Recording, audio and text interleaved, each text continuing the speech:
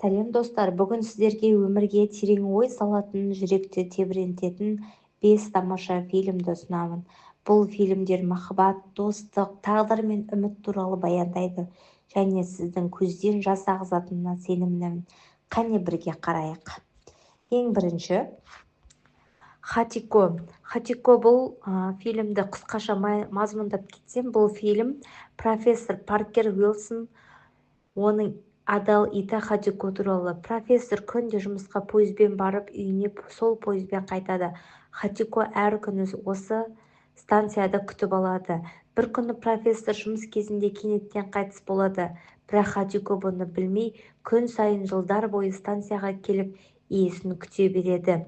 Бұл киноның ойы Хатико адалдықтың, шексіздік, сүйіспеншілік пен үміттің символы. Бұл фильм адам мен жануар арасындағы ерекше байланысты керемет жеткізеді, жүректі елжіретіп, көзге жас үйретеді. Екінші фильм «Бақыт жолында». Бұл фильмнің қысқаша мазмұндамасы, бұл фильм нағыз өмірде болған оқиғаға негізделген. Негізгі кейіпкер Крис Гардер табысқа жетуді армандайтын қарапайым отбасы әкесі. Қиын экономикалық жағдайға жұмыссыз қалып, әйелі кетіп қалады. Бірақ ол кішкентай ұлын жалғыз өзі бағып, баспанасыз қалса да үмітін үзбейді. Ол бір қаржы компаниясында ақылы емес, тағылымдамадан өтіп, кейін үлкен жетістікке жетеді.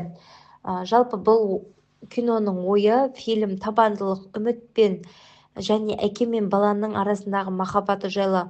Қандай қиындық болса да, берілме арман үшін күрессең, міндетті түрде жетістікке жетуге болады деген басты ойды жеткізеді.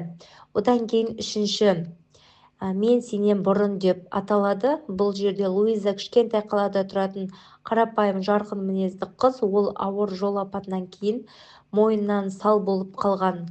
Уилл Трейнор деген ауқатты жігіттің күтушісі болып жұмысқа тұрады.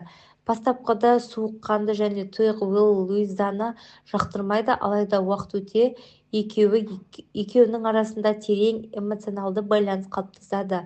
Луиза Уиллдің өмірге деген құлшынысын оятуға тырысады, алайда Уиллдің өмірге деген өз шешімі бар. Махаббат, өмірдің мағынасы, таңдау еркіндігі мен құрбандық. Фильм көзіңнен жас ағызатынына сәттерімен, эмоционалды тереңдігімен танымал.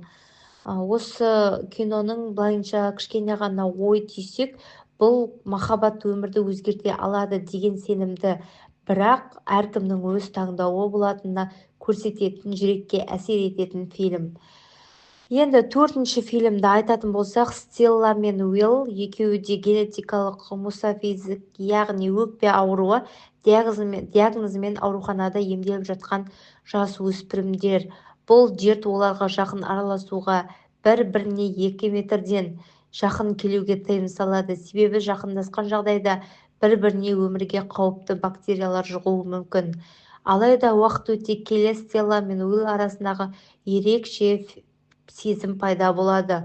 Олар бұл ауру мен шектеулерге қарамастан махаббат пен өмірдің мағынасын іздей бастайды. Екеуі 6 емес 5 қадам ара қашықтықта болуға бел буады. Бұл махаббат үшін аз да болса тәуекелге бару. Жалпы бұл фильм өмір мен өлім, махаббат пен шектеу, еркіндік пен жауапкершілік туралы терең ой қозғайды. Бұл фильм көзге жас үйіретін, терең эмоционалы толы драма. Ауыр дертке қарамастан шынайы сезім мен үмітке толы үлкен өмірге болатын, өмірді қалайтын, өмір сүруге болатын көрсетеді.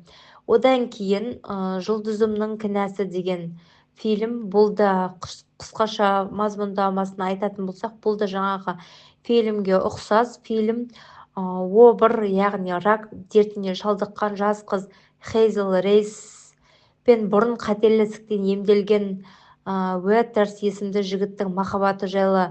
Олар қатерлі ауруға шалдыққан жастарға арналған қолдау тобында танысады. Уақыт өте келе екеуі жақын араласып, бірге өмірдің мәнін, махаббаттың маңызын түсіне бастайды.